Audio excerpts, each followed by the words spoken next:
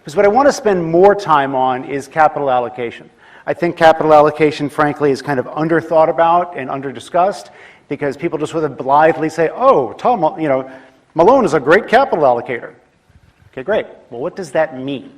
And how do you find great capital allocators without waiting for them to compound capital for 40 or 50 years? I think that would be sort of useful, since none of us have the Wayback Machine and can go back and invest with those folks 40, 50 years ago. So I want to spend a fair amount of time talking about capital allocation and identifying the good, the bad, and the ugly in that field. So economic moats. Basics here, capitalism works. High profits attract competition. If I gave each of you $10 million and said go start a business, you would not go start a newspaper or a buggy whip business. You would go start, sorry Warren, I know he owns a newspaper. You would go out and invest in businesses or start a business that's doing really well, that's generating high returns, so you can compete with those and bring them down. Intuitively, this makes sense. Empirically, it is also true. If you take large data sets of businesses, the CSFB Holt one is probably one of the better ones.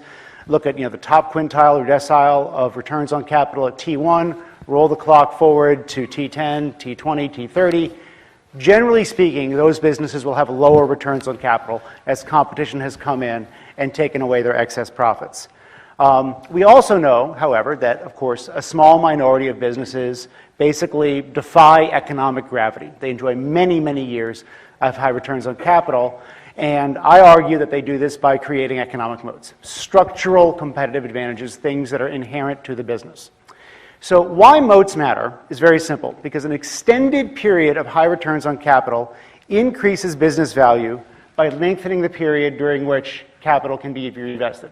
So conceptually, the wide moat business here has all this time to reinvest capital back into the business at a high rate of return, right?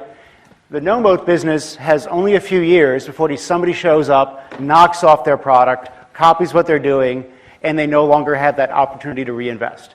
So very simply, the PV of current cash flow tends to be higher here because your duration of excess profits, the duration of the period during which you can reinvest is longer. It's not infinite, and you can still overpay for these things, but empirically, businesses with moats that have that reinvestment period, you can pay an optically higher multiple today and still generate a higher return than paying a lower multiple for the business with a very short reinvestment period.